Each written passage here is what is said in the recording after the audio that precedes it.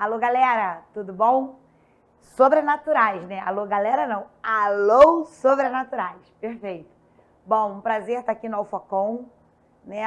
A gente está sempre agradecida por uma porta tão grande aberta e a gente está aí para abençoar a vida de vocês. Para quem não me conhece, eu sou a professora Ana Cláudia Santana e nós vamos trocar nestas turmas Direito Constitucional. Perfeito? Vamos nessa, galera?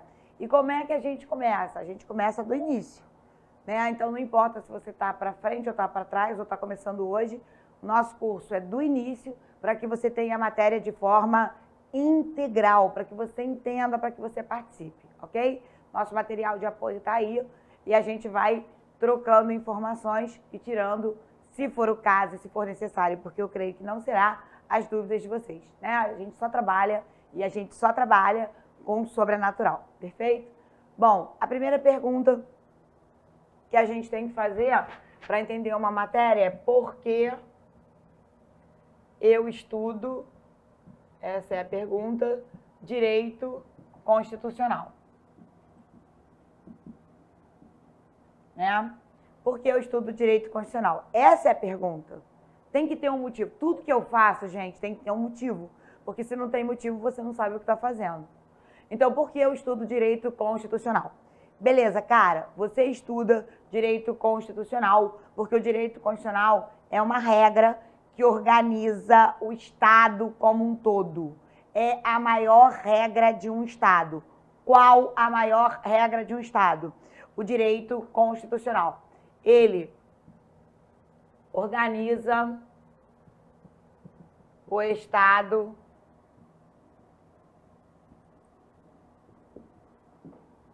organiza os poderes, né? Por exemplo, no Brasil, vamos dar vida à aula, vamos fazer uma aula de verdade, né? Ele organiza os poderes. A gente vai estudar o artigo 2º da Constituição, mas eu já vou comentando para fazer você entrar no texto, onde eu tenho o poder executivo, o poder legislativo, o poder judiciário. O artigo 2º diz, e isso às vezes é até criticado pela doutrina, o nome da teoria, tripartição dos poderes, e sim, alguns doutrinadores preferem os 3 poderes e o sistema de freios e contrapesos trabalhando em conjunto, né? Então, nós temos a estrutura no texto do poder executivo, do poder legislativo, do poder judiciário. Nós vamos estudar que cada poder tem uma função, né? Nós temos o que eu acho vital no texto. Eu comecei pelos poderes, porque é o que todo mundo conhece.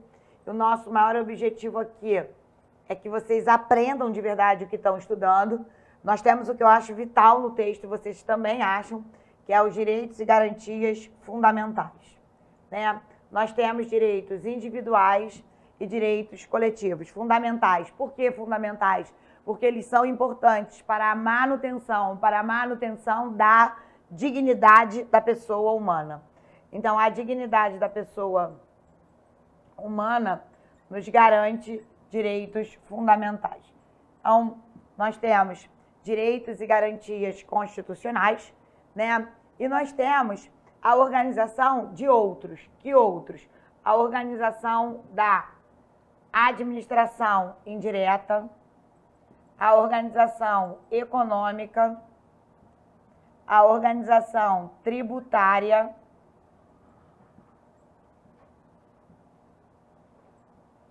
e a gente tem também os órgãos de segurança de forma geral.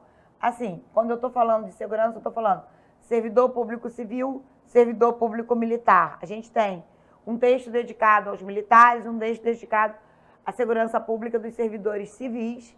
A gente tem, lá no final do texto, a ordem social. Então, assim, e a gente tem também os chamados estados de exceção.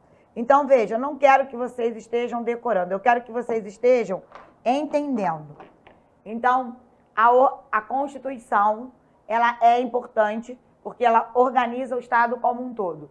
Ela organiza os 3 poderes, direitos e garantias fundamentais, ela organiza a administração indireta, ela organiza a ordem econômica, a ordem tributária, a segurança pública, e aí estão os servidores públicos, civis e militares, estado de defesa, estado de sítio, intervenção federal, que são estados de exceção e que não é uma regra, né? Como disse, uma exceção. E nós temos a ordem social, onde tem cultura, educação, tudo isso.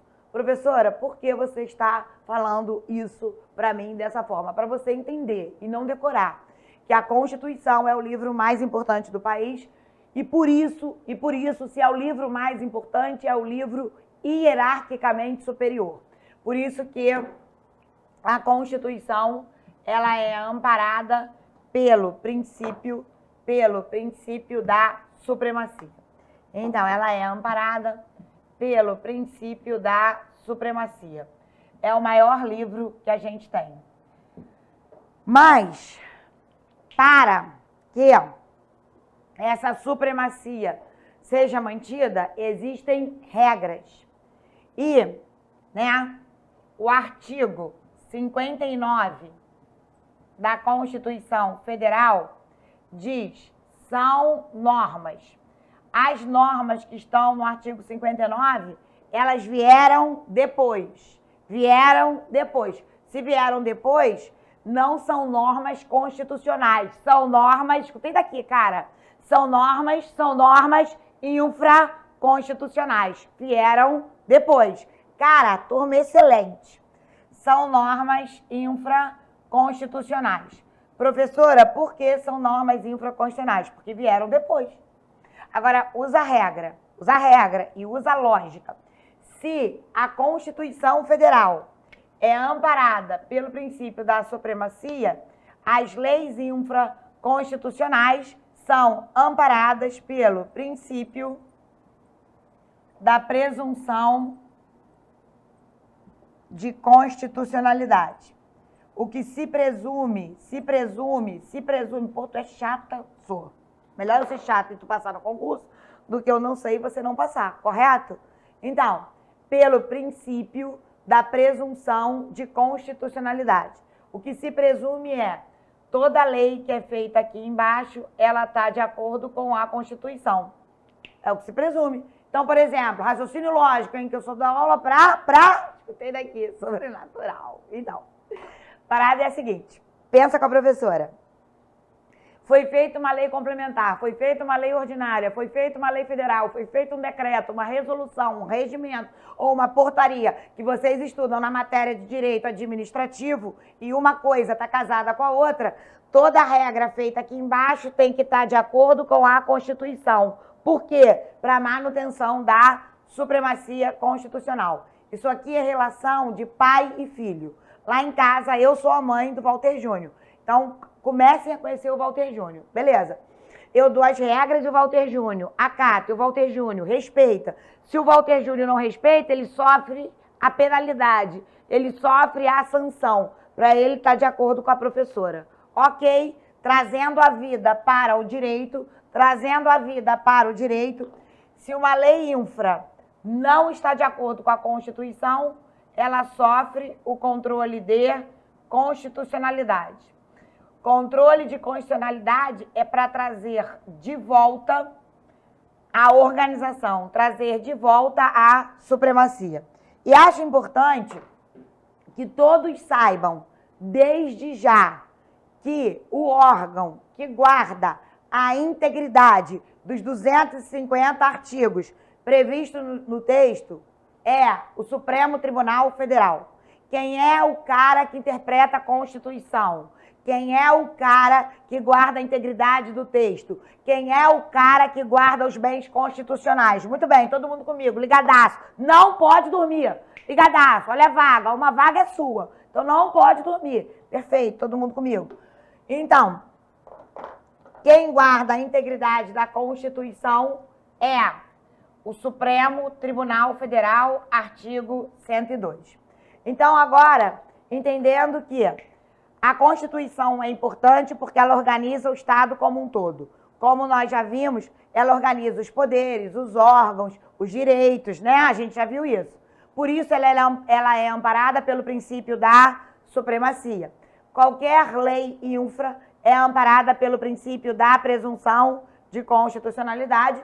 Se uma lei infra fere a Constituição, ela vai passar pelo Instituto do controle de constitucionalidade. Por isso que o Supremo Tribunal Federal, artigo 102, tem como função precípua a guarda da integridade da Constituição.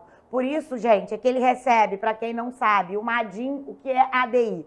Ação direta de ADI, né? Ação direta é vício. Ação direta de inconstitucionalidade. E se o Supremo declara a inconstitucionalidade, é para tirar o que não está bom do mundo jurídico, para trazer de volta a organização, para trazer de volta a supremacia. Então, com isso, os doutores descobrem que a única, repete comigo, a única hierarquia que existe é entre a Constituição Federal e lei infra. A única hierarquia que existe é entre a Constituição Federal e lei infra. E você descobre que não existe hierarquia entre lei e infra. É incorreto afirmar que lei complementar é mais importante que lei ordinária, que lei federal é mais importante que lei estadual. Botem isso na cabeça de vocês uma vez por todas. Não existe hierarquia entre lei e infra. Existem matérias que originariamente, na própria Constituição, são matérias de lei complementar. Então percebam, quando a Constituição diz isso é matéria de lei complementar. Vou dar um exemplo atual, que a minha aula é atual. Emenda 103 da aposentadoria. A emenda 103 da aposentadoria diz várias vezes, lei complementar regulamentará, artigo 40. Então, quando a Constituição Federal diz lei complementar regulamentará, aquela matéria tem que ser regulamentada por lei complementar. Quando a Constituição diz lei regulamentará, é lei ordinária. Mas a Constituição não faz hierarquia entre lei complementar e lei ordinária. Em nenhum momento ela determina no texto que lei complementar é superior à lei ordinária. A única coisa que a Constituição faz é definir o que é matéria de lei complementar, o que é matéria de lei ordinária. E a outra diferença é que lei complementar, para ser aprovada, o quórum é maior. Eu preciso de maioria absoluta dos membros do Legislativo. E lei ordinária, maioria simples. Então, essa é a diferença. Agora, não existe hierarquia entre lei complementar e lei ordinária, porque eu tenho assuntos do direito que são matérias de lei complementar e assuntos do direito que são matéria de lei ordinária. Por exemplo, processo civil, processo penal, direito do trabalho, tudo matéria de lei ordinária e é super importante. Tem razão, professora. Isso é um bom raciocínio lógico. Um outro exemplo. Eu preciso de lei federal para a União funcionar, eu preciso de lei estadual para o Estado funcionar e lei municipal para o município funcionar. Uma lei não supre a outra. O que existe entre lei federal, estadual e municipal é uma condição de cooperação, de trabalho em conjunto para a manutenção do Estado federado, do pacto federativo. Então, amores, presta atenção, a única hierarquia que existe é entre a Constituição e lei infra, certo? Beleza. Entre lei infra não existe hierarquia. Lei complementar é tão importante quanto lei ordinária, lei federal quanto lei estadual, perfeito. Ok, sempre pensando, a aula é pontuada, a gente fala sobre ponto da matéria e questão. Eu estou indo para o concurso público. Aí o concurso público diz, marque a opção incorreta. Marque a opção incorreta. Aí tá lá, letra A, letra B, letra C, letra D. Aí na letra D ele diz, lei federal é hierarquicamente superior à estadual. Gente, se ele quer a incorreta, essa é a incorreta. Porque, como eu acabei de falar, não existe hierarquia entre lei e infra. Não existe hierarquia entre lei e infra. Então, botei na minha cabeça, a única hierarquia que existe é entre a Constituição e lei e infra. Perfeito. E daí, professora? E daí que, nessa dogmática que a gente acabou de ver, o que ocorre?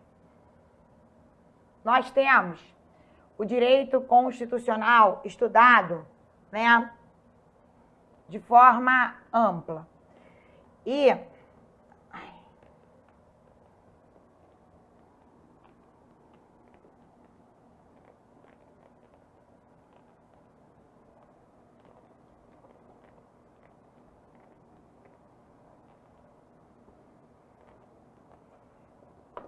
Nós temos o direito constitucional estudado de forma ampla. Então, nós temos o direito constitucional.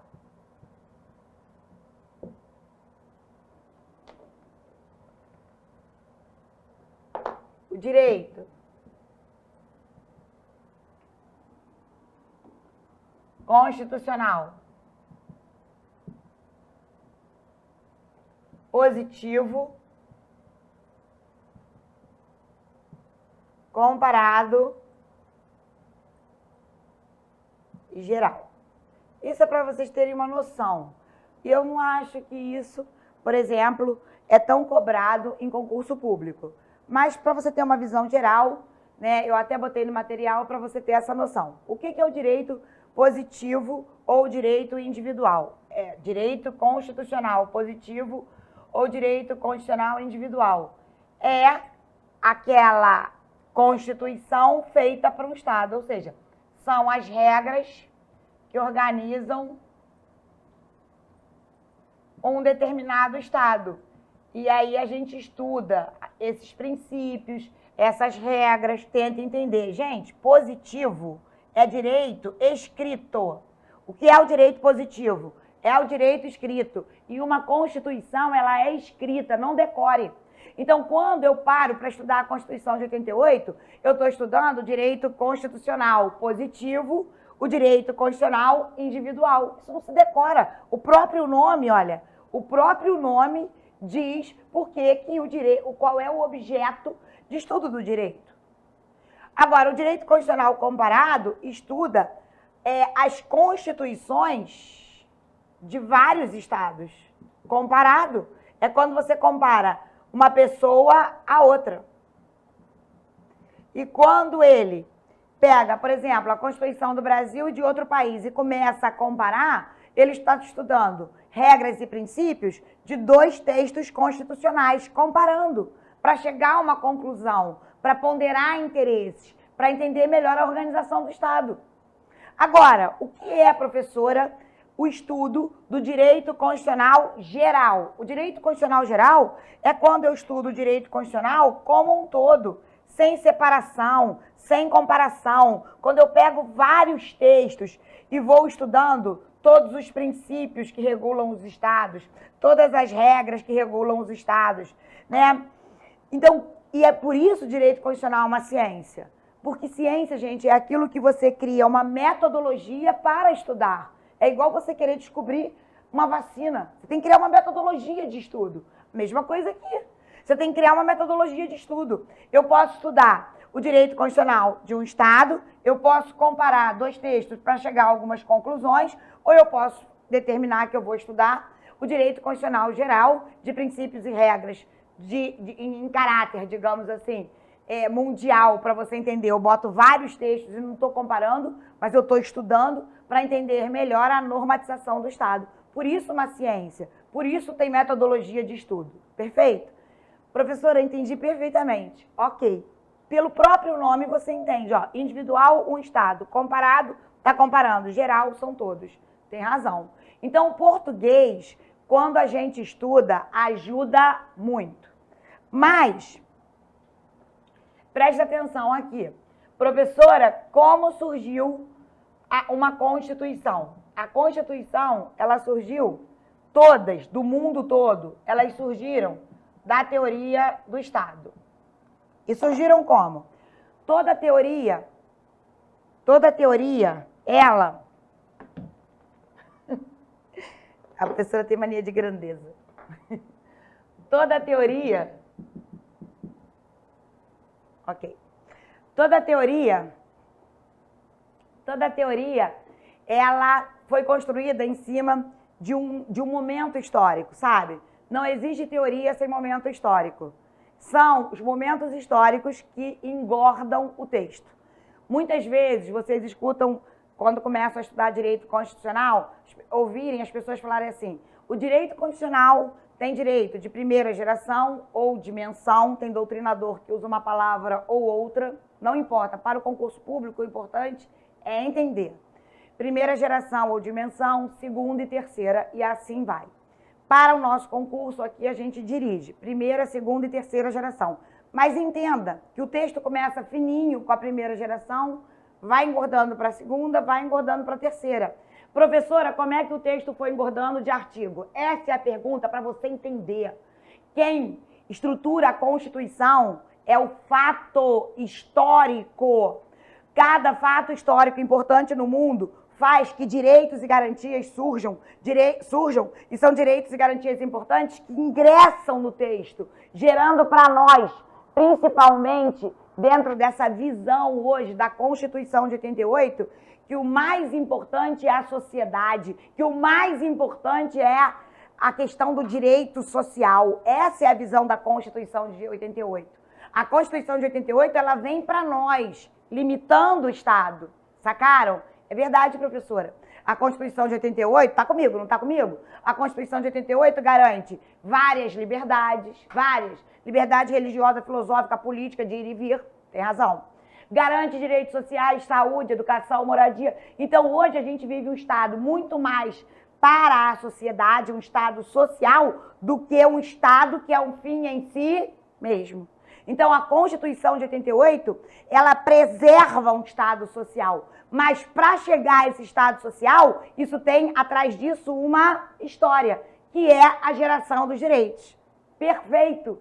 Fechou muito bem. Beleza. Mas tudo isso surgiu da teoria do Estado da seguinte forma. Rousseau, quando escreveu a primeira Constituição que foi escrita, foi a Constituição da França, logo após a Revolução Francesa. Agora entenda o momento histórico que Rousseau fez. Rousseau olhou para a França. Lá tinha o rei Totoca que dizia: o rei sou eu e o povo que morra. Quase não parece com nada, né? Que você conhece. Sacou, né? Para bom entendedor, minha palavra. Então, ele diz: o rei sou eu, o povo que morra. Escuta só a parada. Aí Rousseau, olha o direito constitucional comparado. Saca só. Olha para a Inglaterra, e na Inglaterra, a família real que você conhece, que até hoje tem lá, está perdendo poder. Sobe na Inglaterra o parlamentarismo, que é um novo sistema de governo, onde quando o parlamentarismo sobe na Inglaterra, sobe também o povo junto na Câmara dos Comuns. Até hoje na Inglaterra, pode ver, parlamentarismo Inglaterra, joga no Google, Câmara dos Comuns. Foi onde a burguesia subiu, foi onde o povo subiu. Então, o Rousseau olha para a Inglaterra, começa a ver o Estado dando garantias, direitos para o povo. Aí Rousseau diz: como é que pode? Esse rei da França aqui não me dá nada e lá na Inglaterra os caras estão tendo tudo. Olha o que o direito constitucional comparado faz. Faz Rousseau sentar e falar: tem alguma coisa errada. E quando ele diz tem alguma coisa errada, ele senta, escreve a teoria do Estado, e a gente vai ver isso pausadamente. Ele diz: Estado é constituído de povo, e a gente vai estudar cada item desse, território e soberania. E ele diz: e tem mais, Estado? Você não é um fim em si mesmo. Você não é um fim em si mesmo. O que eu acabei de dizer para os doutores? Doutores, hoje, a Constituição de 88, ela vive um Estado o quê? Social. Foi isso que a senhora acabou de dizer, professora. Beleza, todo mundo antenado. E daí? E daí que o Estado, se não é um fim em si mesmo, o Estado tem como objetivo o bem comum, o bem-estar social. O que estava acontecendo na Inglaterra, e todos estão comigo, Rousseau queria, cara. Rousseau falou: não é justo. Aqui o rei recolhe tributos, faz o que quer e o povo que morra. E lá na Inglaterra o povo está tendo direitos. Gente, a pergunta é: por quê? Por quê? Aí ele escreve a teoria e disse: olha, acabou. Agora o Estado é obrigado a dar o mínimo para o povo. O nome disso é contrato social. Olha como isso não se decora. Aprende, hein? Estou te ensinando a estudar. Isso aqui é mais do que uma aula de constitucional. Eu digo que é quase um coach. Como você estudar. Presta atenção na parada. Contrato é o que você assina, por exemplo, quando você tem um cartão de crédito. Então, contrato é relação entre partes. Contrato social, relação entre o Estado e o povo. Ok. Social, porque é um contrato feito com a sociedade, com o povo. Por isso que o nome do contrato de Rousseau não é contrato de cartão de crédito, não é contrato de compromisso para alguma dívida, é contrato social. Olha o nome. Muito bem. E nesse contrato social, o Estado é obrigado a promover o bem comum. o bem-estar social. E esses objetivos estão no artigo 3º. O artigo 3º diz, são objetivos do Estado. Todo artigo tem uma palavra mágica. Professora, qual a palavra mágica do artigo 3º? A palavra mágica do artigo 3º é, são objetivos. Então, primeiro, Rousseau, olhando a desigualdade entre a Inglaterra e a França, escreveu a teoria do Estado. Na teoria do Estado, ele diz, o Estado é constituído de povo, território e soberania. Então, isso traz uma mudança na França. Na França, o Estado passa a entender que o Estado tem objetivos e o Estado tem que promover para o povo, e nós vamos esquartejar isso, o mínimo existencial. Então, ele não pode falar, não, eu não dou saúde, não, eu não dou educação, não, eu não dou creche. Ele não pode. Na relação Estado-povo, o Estado é obrigado a dar o mínimo existencial, e todo mundo sabe disso, para proteger o quê? A dignidade da pessoa humana. A dignidade da pessoa humana, ela está no artigo 1º, inciso 3. Então, o que Rousseau buscava inicialmente? Olha o que acontece na parada, para vocês entenderem. Senão você perde o contexto. A Revolução Francesa acontece baseada na teoria do Estado. Ela acontece. Na França, quem está no poder ou morre ou fica com a prisão perpétua. Isso tudo é verdade. Na França, sobe uma nova ideologia, escreve a primeira Constituição da França, com direitos de primeira geração. Professora, uma pergunta, para eu aprender de verdade, qual o foco, qual o objetivo dos direitos de primeira geração? O que eu acabei de falar. O que eu acabei de falar? Eu acabei de falar para os doutores o seguinte, o Estado não é um fim em si, escutei daqui mesmo, estou escutando vocês falarem, incrível. A nossa conexão é uma coisa sobrenatural. Eu acabei de falar que o Estado, ele busca o bem comum, o bem-estar social. Por isso, no artigo 3º, ele tem objetivos. Por isso, turma, que os direitos de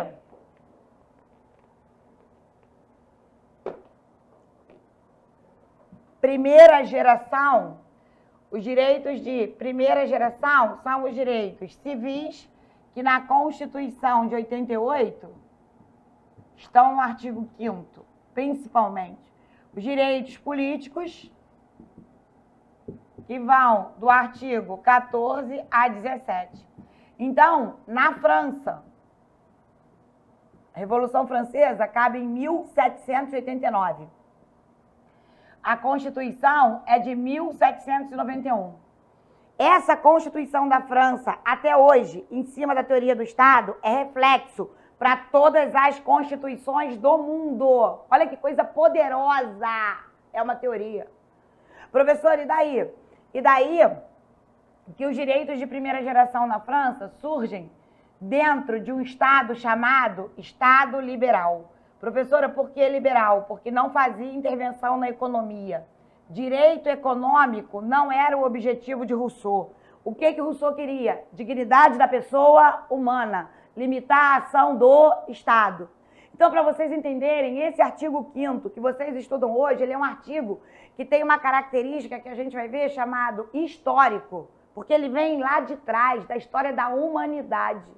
Tem razão, professor, isso não se decora, isso se entende. Direito político é o direito do povo participar na governança do seu país. Então, Rousseau dizia, a França tem que ter limite, o Estado tem que ter limite. E nesse momento, gente, era o que o povo precisava. Logo depois, vem um grande fato, que é a Primeira Guerra Mundial.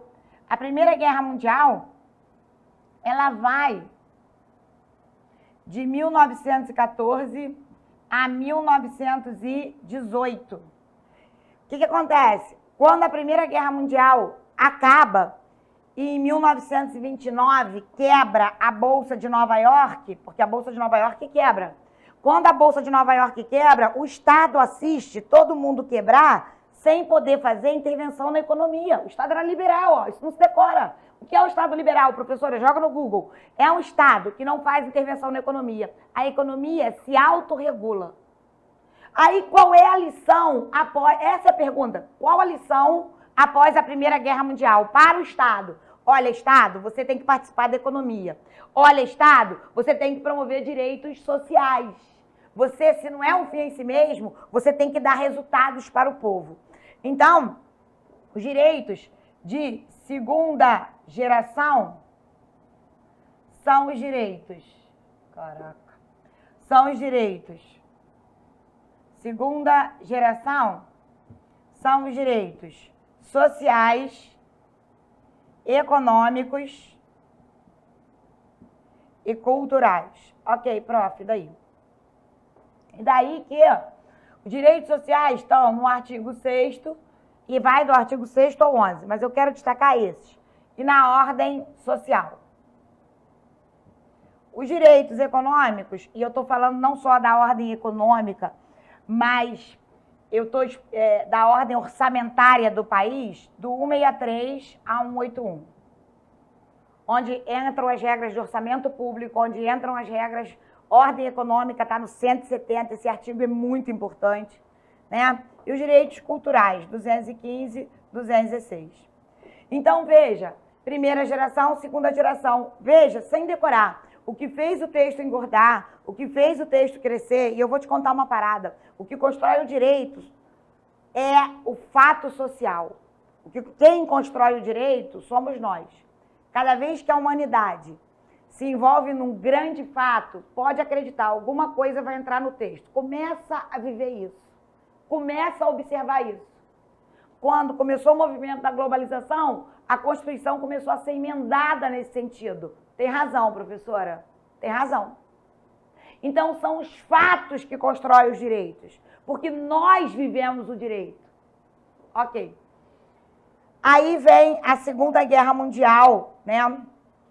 E a Segunda Guerra Mundial vai de 1939 a 1945. Gente, Hitler não era maluco, era doido. Não tem adjetivo. Ana, por quê? Pensa com a professora, cara. O cara não matava judeu, matava negro, matava cigano, matava testemunho de Jeová. Eu li um livro dele que eu fiquei impressionada. Tem que ter muito sangue para ler o livro dele. Professora, por quê? Porque é uma coisa assim terrível, né? E daí que Hitler, ele matava tanto, ele destruiu tanto, ele dizimou tanto, que em 1945 surge a ONU, Organização das Nações Unidas, buscando que os países estejam reunidos na defesa do que era direito de primeira geração. Nós estudamos isso, ó, dignidade da pessoa humana. O que Rousseau queria imediatamente na França era a produção de quê? De mais igualdade, de mais respeito. Ok, prof, daí? E daí que a dignidade da pessoa humana é conceito de primeira geração. Era um conceito que o primeiro Estado tinha que aprender. Olha, Estado, você tem limite. O cidadão tem vários direitos. Não é tudo para você. Inicialmente, gente, foi assim. Mas após a Segunda Guerra Mundial, quando Hitler dizima, olha como o fato constrói o direito. Senão você não aprende nada, cara. O que acontece? Quando ele dizima todo mundo, em 1945 surge a ONU, os países signatários se reúnem contra ele, a Segunda Guerra Mundial acaba, e em 1948 sai a Declaração Universal dos Direitos, né, da Humanidade, dos homens, né? Então, veja, essa Declaração Universal, até hoje, é o documento mais importante dos direitos humanos. Declaração Universal de Direitos Humanos. Professora, e sai para quem? Para humanos. Tem gente que diz, é para quem? Eu falo, para humanos, o nome diz humanos, né? Então, direitos humanos é direito, gente, de terceira geração. Professora, por quê? Porque aqui está a primeira geração, segunda geração, agora vem a terceira geração, após a Segunda Grande Guerra Mundial. Quais são os direitos de terceira geração? Solidariedade e fraternidade. Professora, o que é solidariedade? Solidariedade é divisão de responsabilidade entre o povo e o Estado. Gente, aprende isso sem decorar. E eu estou sentindo que vocês estão junto comigo. Cara, toda vez que a Constituição diz isso é relevante para o Estado e para todos, então vou dar um exemplo. Exemplo, o 225 diz, o artigo 225 diz, meio ambiente, é dever do Estado de todos. Artigo 205, educação, é dever do Estado de todos. Segurança pública, 144, é dever do Estado de todos. Toda vez que o Estado chama o povo para participar, surge então, da terceira geração, quem? O Estado democrático. Percebem que agora eu venho com a caneta para destacar. O Estado de primeira geração, os direitos de primeira geração são os direitos civis e políticos. Então, imagina que a Constituição de primeira geração, ela é magrinha. É verdade, professora, agora eu estou entendendo. Mas o fato histórico vai engordando o texto, beleza?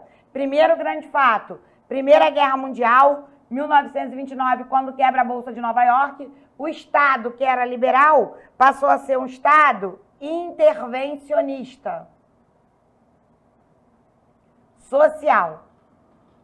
Então, o Estado de segunda geração é um Estado intervencionista social. Professora, quais são os direitos de segunda geração?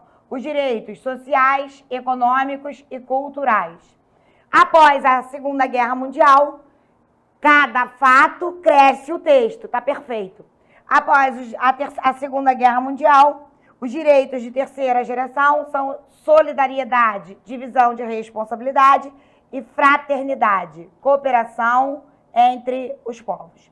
E é quando o Estado passa a ser democrático. Professor, o que significa demo? Povo.